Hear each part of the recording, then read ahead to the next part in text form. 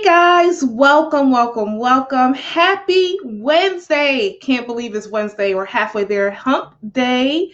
And so you guys, thank you so much for joining. As you guys are joining, definitely give some hearts, some thumbs up and put into the comment. Hey, I see you. Hey, B Brown, how are you? And so thank you guys so much for joining. This is Mommypreneur Wednesdays, and my name is Melissa Jakes. I am CEO and founder of Rescue Event Planning, also known as Olivia Pope of Live Events. And what we do is event planning, but on this channel, what we do is really talk about being a mom and a mompreneur.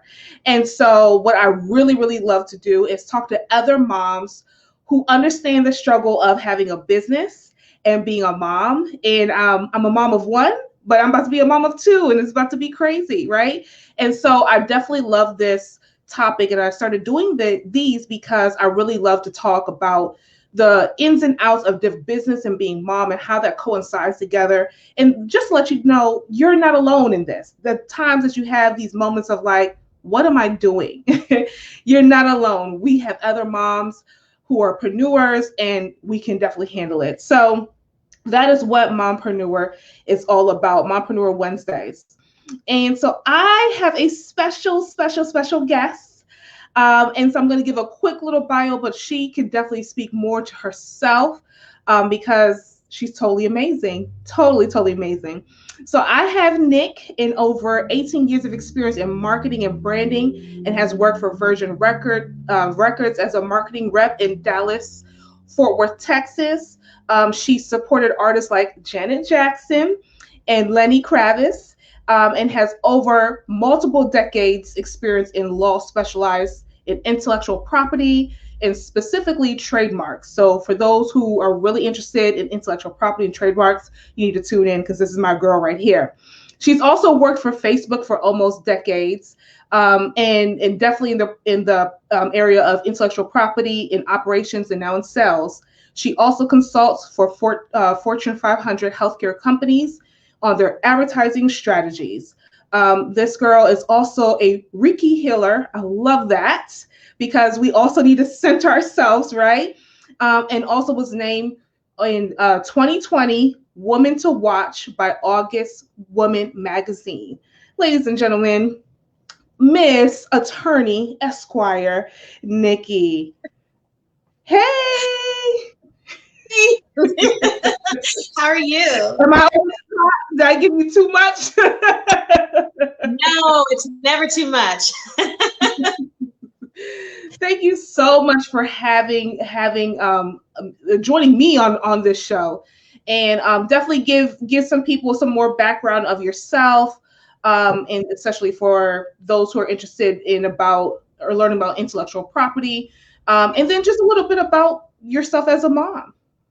Yeah, for sure. Well, thank you for the great intro. I mean, you pretty much summed it up there. But yeah, I have over 18 years experience in marketing, and that stems back to my time at EMI Music Marketing, which owned Virgin and Capitol Records at that time. So I was the youngest rep. I took care of DFW, all of Dallas-Fort Worth is the #7 market in the United States. And so at 22 years old, I was in charge of that territory. And what that meant was if an artist was going to be touring, they were going to come through Dallas because it was a hot market. So that was a lot of fun during that time, but it got me interested in entertainment law and how I could protect artists and musicians and intellectual property rights and things like that. So I went to law school and I got my Juris Doctor, my JD, with a certification in intellectual property. And then I've gone on to work for Facebook first as a founding member of the intellectual property operations team in Austin, Texas. And then after 4.5 years, I had my daughter. And so I wanted a little bit of change of pace. And I joined the marketing and sales department. And now I do consult with Fortune 500 healthcare companies on their advertising strategy across Facebook and Instagram.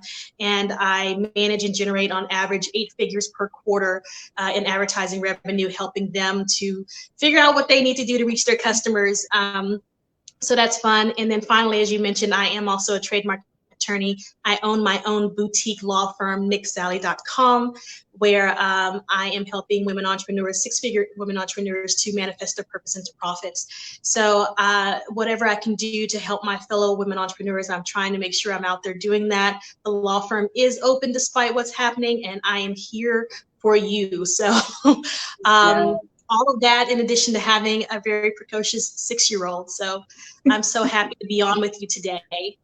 Yes, yes. And that is amazing to hear, especially with the 8 figures. Like that is pretty dope.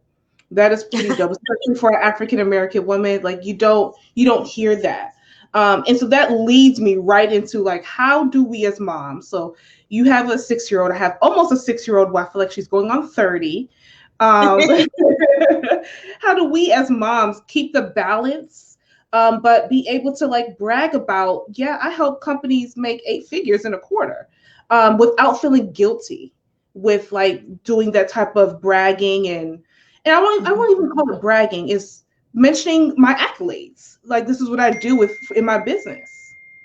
Yeah, I think that's a great question. So first of all, I mean, this could be the attorney mind turning on here, but I think it's very important to pay attention to words and definitions. Mm-hmm. So when I hear the word humble now, it feels very different. There's a visceral feeling that's different now in my 30s than it was when I was in my teens or whatever. Humility was to me a very positive trait, but over time, it's not that it's a negative trait, but there's a balance, like you said. I don't necessarily want to appear humble at this point in time in my life. What I want to appear is accomplished. I want to be competent as well as confident. And so when it comes to my child, I do need to be the example for her that it's okay for a woman to speak about facts. This is not, talking about subjectivity. I gave figures, it is a fact that I help Fortune 500 healthcare companies. It is a fact that I manage an 8-figure book of business. It is a fact that I have a boutique trademark law firm helping women entrepreneurs. Speaking to facts should never be something that's difficult for us to do. It's not bragging, it's speaking our truth. And so I think when we talk about women and men and how they talk about their accomplishments differently, a lot of times we hear about women not speaking up or not wanting to appear to, like they're really, really bragging on themselves. And then men just say it, and it's that they're confident. I think we have to do something different, which is the more we speak on it, the more we give people the opportunity to be comfortable with our accomplishments as well. We're comfortable with it first, comfortable enough to speak to it. Right. And then we invite them to also be comfortable with our accomplishments. And then the next thing is be comfortable with celebrating those accomplishments with us too. So you better believe that when something great happens, I'm celebrating it now. I'm getting into a process of celebration, and I want my daughter to see that. Yeah, that is so important because I think it's easier, if I guess we go back a couple of centuries where men are like, yeah, I sold those cars, like car dealerships, and brag, and you have the competitions. And then, when we started doing as women, it made it seem like, oh, don't be too braggy. You're too conceited. And, those type of words. I'm not sure how that all got into play, but I'm so glad you said this. We're speaking the truth. It's nothing that we're. I have a theory about how it came into play. What's your theory? My theory, what's really funny about these kind of mindset situations is that usually when someone else is telling you not to be you or not to be too much, it's because they have some issue with themselves. There's something they're projecting onto you where they're not quite sure of themselves. And so they get triggered when you're talking about your accomplishments, and maybe they don't have the same accomplishments or they're not quite there yet. The only reason someone else would tell you not to say that or to shut you down is because there's some level of discomfort that they're having with your success. And it could be, them projecting their insecurity that they're not quite there yet. Right. Whereas someone who's not insecure will, again, celebrate your accomplishments, continue to encourage you, even if they're not on the same level, because they know their time is coming for them to succeed as well. Yeah. So it's a really tricky kind of backwards way of thinking of like, oh, I'm trying to help you by telling you not to be conceited. No, you're projecting something onto me. You could keep that, keep those vibes over there. I'll stay on my high vibration over here. Thank you. Right, right, right. Haterville. That's what I call it. You're in the Haterville community, and you need to get out. You need to get out because that is don't like when people yeah, case concern and stuff like that. It's like, oh, I'm concerned for you. I just want to help you and give you this advice. Don't come off this way. No, that's on you. Yeah. You handle it. Definitely, definitely. That is definitely one. So how we're speaking our truth, how do we speak our truth without, I guess, in a sense, overdoing it? If that's even considered a thing now to overdo it. How do you keep it classy without showing that it's more like it's all about me? Yeah, I think there's a balance there. And I think the key thing is self-awareness. There's a little bit of this where it's theory and practice. So the theory is when you're in a conversation with someone like we are, there's a kind of dance that's going on. You know, the energy there has to be authentic in that I need to truly be interested in you and you need to truly be interested in me. Or people can, they can feel that energy right away. Right. So if you genuinely ask me a question, I'm going to listen and then respond. But the way that I can prevent coming off as though it's just all about me is to stop, pause, and ask you a question. What am I curious about, as far as your background, your accomplishments, what you like, what you think. So I think it's just making space for each other in the conversation, but also having self-awareness of, hey, you've been going on for 5 minutes, pause, breathe, ask this other person about their interests as well. Right. Right. That's a good point. And how do you show your daughter? You have a daughter, right? Yeah. And so how do you show your daughter work? Like how do you, especially because since our daughters are so close to age, there's times where I can see she mimics. So she'll get on her hand phone and say, I have a client. I'm about to be in a meeting, mommy. And so I can easily see that she's seeing what mommy is doing. And she's like, I have an event I need to plan. So I think it's so totally cute, but I just want to make sure, like, how do we make them kind of understand, or how do you show your daughter, like, this is all that mommy does. And it's good when this happens. And I might get frustrated when that happens. How do you do that with your daughter? Yeah, so it's two sides to it. I mean, because I have 2 jobs. So I've taken her to the Facebook office when they have bring your kids to work day. And, it was great because they had things like a separate event for the children where they set up some STEM sessions. They had a booth where they had a petting zoo and they can learn about the animals. And then they had another one where they could build robots and get them like animated and things like that. So she saw kind of the tech world in that way and absolutely loved it because she's super smart like that. With the law firm, it's a little bit more abstract for her because she's seeing me on the computer. She's seeing me do Facebook Lives to talk to people about trademark issues. She's not on my client calls when I'm talking about something traditional, where there's an attorney-client privilege, but she does know that mommy works a lot.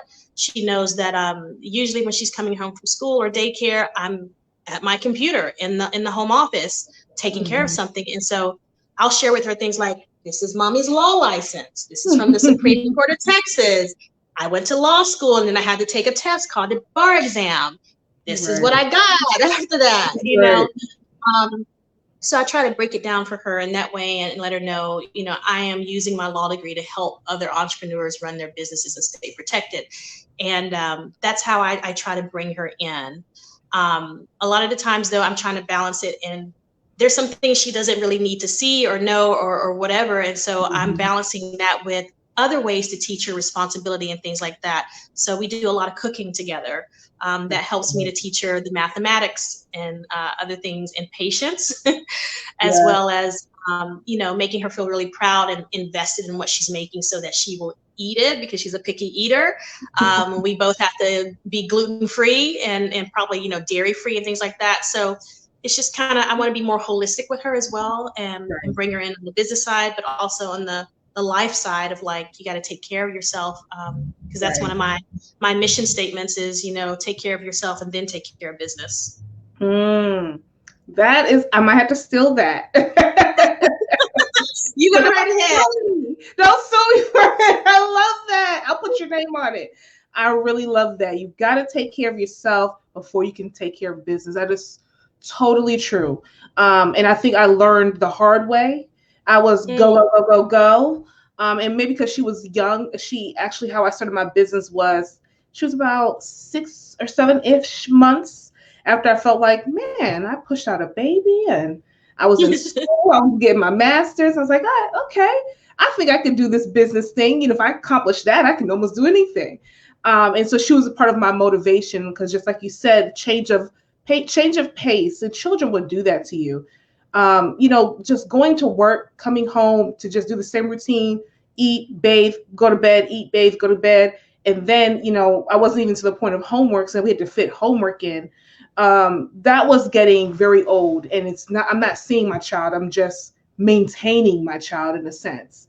So definitely, one, taking care of myself was change a pace of being an entrepreneur, so that I'm able to be more involved and go to those pumpkin patch and all those different school trips that they have, and be there for picture day and all of that stuff, to really just embrace it, because they, of course, apparently they don't stay young for so long. You know, that's what they say. I don't know. I'm only 5 years, almost 6 years in. So, but I do feel like she was just born, and like, here we are, this 33-year-old child that's running around who says she's almost here before. Yes, she's been here before for sure. So that's definitely a good point of taking care of yourself before you take care of business. And so I love hearing the cooking thing. What else do you do with your daughter that kind of just shows like a holistic view? And maybe for some of our viewers who are thinking like, you know, business, especially getting things off the ground, right? You have to like grind big time to then get those systems in place and all that stuff. So how did you, one, you were at Facebook, and then you started your boutique. And then how did you balance that with, because that's a lot of hours, right? So how did you do all of that? Was it after she went to bed? How did you still make sure that she was filled as a person, and you still felt whole as a mom, that you gave her everything you could for the day, and then still work on 2 businesses? Yeah, I think so. So 2 things to that. One is, balance is a misnomer. There's not a balance to this. It is, you do what you can when you can do it. The second part of that is scheduling. I don't know if it's the A-type personality I have or whatever, but some people don't like to be on a schedule. They don't feel like they can be flexible, or they don't feel like they can be, you know, very spontaneous. But for me, I do like schedules. And so having my daughter on a schedule is also great for her, because expectations are set. So we know what time she's going to get up in the morning. We know what time breakfast is. We also know what time bedtime is. 8 o'clock. That means you need to have your shower or your bath taken by 7:30, and then figure out, you know, what last little bit of TV we're going to let you watch. But 8 o'clock, you want to be. And I say that because for me, I don't block off every hour and schedule every hour, but I try to do like 3-hour blocks, where within that 3-hour block, I need to get these 4 things done. And that allows me the flexibility to like go in and out of that mode, where if I need to do something with my daughter, I can. So for example, I might be working from 5 to 8 during a certain night, but I'm going to take 6 to 7 for dinner time. And so my daughter and I are going to cook. You know, maybe it's something I can put together really quickly, or it's leftovers or something. So we're only like prepping it from 5:45 to 6 p.m. And then as a family, we're eating from 6 to 7. And then she gets to watch TV until bedtime. And then, you know, I'm working during that time. Or a lot of times, yeah, I do work after 8 p.m. And if that's the way it is, that's just the way it is. But having that control, the time freedom over the schedule, means that I can schedule calls if I need to over the lunch hour. If that works out for a client, I can schedule that call for them. Some of, my clients, because they're entrepreneurs, they're busy throughout the day as well. So we're not going to be able to talk until 5, 6, 7 p.m. 7 p.m. at night. And that's totally fine. So being scheduled, my Google Calendar is color coded, honey, within an inch of its life. And I live for it because it keeps me on task in each one of my categories. I learned this from the great Christina Dukes. Absolutely. Who's been my business coach. Yes. She said, hey, you need to create multiple calendars, name them all, color code them, and then add them to your main Google Calendar. And that's what I've done, and it's helped a lot. So it makes sure that I do carve out time for work, time for family and my daughter, but also time for rest and self-care. Because I'm a Reiki healer, a master Reiki healer, I look at, moon cycles a lot. And so on the new moon, which we just had, and full moon, I'm making sure during those 2-week spans that I am journaling on the full moon, whatever needs to be released, what's no longer serving me. So I'm in my journal on the full moon, listing all the things. Okay, eating all this sugar does not serve you, Nik. You need to stop. Right. Get a grip. Right. No more, just because it's gluten-free doesn't mean you need to eat that donut. Relationships or work relationships, this client has stood me up for the 3rd time. I need to release them. Someone else. And then the new moon is about creating, new opportunities and things like that. So I'm journaling about that as well. So those things, I have an app that pops up that'll tell me when those moon cycles are coming up. So it goes on my schedule. So, I pray and I meditate every morning. That's part of the schedule as well. 6 a.m. I try to be up to go work out. I come back, I meditate, and then I go on with the rest of my day. So it's just what works for me. If some people can't be that scheduled, do what works for me. I will say my husband is not a scheduler, but I think I kind of made him into a scheduler, because if it's not on the Google Calendar, it's not happening. And if you didn't put on the Google Calendar, I didn't know you were going out, that's a problem. Everything after Christina showed us all that stuff, family time to what's money management time and all that stuff, I live by Google Calendar. It has to be on Google Calendar or it's not happening. So I totally agree with that. And that's definitely for moms out there. I would say like bedtime. I have bedtime routine starts 8 p.m. because her bedtime is at 8:30. Morning routine, like I have all of that on the calendar, because it just keeps yourself, I guess, I know we don't like the word balance, but it makes me feel like I have control of the day and not like the day is taking control of me. So I totally agree with that. I reframe the word balance to effective. I think the calendar and schedule just helps you be effective, and that's what's important. I like that, effective. Definitely like that, because effectiveness gives you results. And that I like numbers with all of that. Exactly. So, how effective were you today? Yes, give me my percentage of the day. I like that. I definitely love that. That's amazing. Nik, this was amazing. So tell people how they can reach you if they are interested in not only just your services, but your information that you share when you go live every week. So let people know how they can find you. Absolutely. So on Instagram and Facebook, you can find me at Nik Sallie, NIKSALLIE. And then if you want to shoot me an email, it's info@niksallie.com. The website is niksallie.com as well. And that's where you can get on my calendar if you need to do a complimentary discovery call on any trademark or branding issues that you're having. A lot of people come to me for business formation. So if you're in Texas and you are thinking about forming an LLC, you can sign up for a complimentary call to talk through that if you need to. The best way to reach me actually is to go to my Instagram account, because I have a link tree. And when you click on my bio, that link there will take you to all the other things that you need to find me. So that Facebook page, my calendar, all of it is there. And if you're looking to do your own LLC, I do have a class out right now how to file your LLC paperwork online. It's just $99. And then if you're interested in a deep dive session, which is 2.5 hours, or private coaching, we can also talk about that on a complimentary call.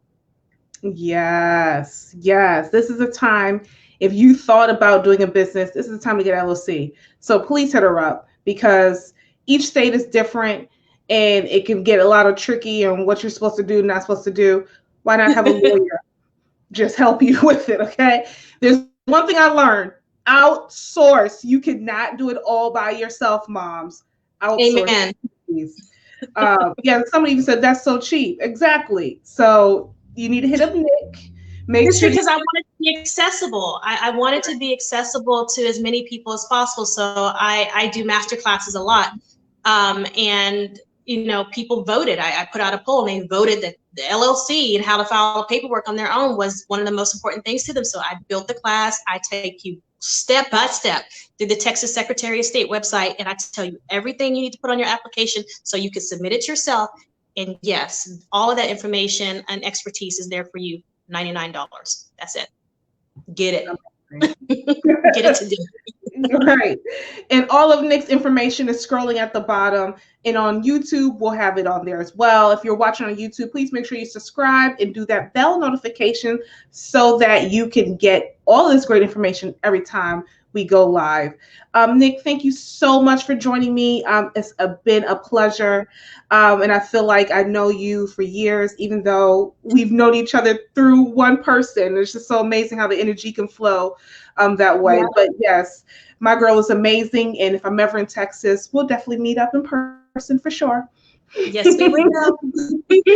So if you guys have questions, definitely put in the comments below. And if you're watching the replay, still put in the comments below, because we can always have Nik come on and just answer your question real quick. No problems. We got you. You guys, thank you so much for joining us for Mommypreneur Wednesday. I'll see you next Wednesday if I have not gone into labor by then. We will be live with our next guest. And she is going to talk to us about how being a fit mom and being pregnant while running a business. So definitely join in next week for that. Thank you guys. Bye.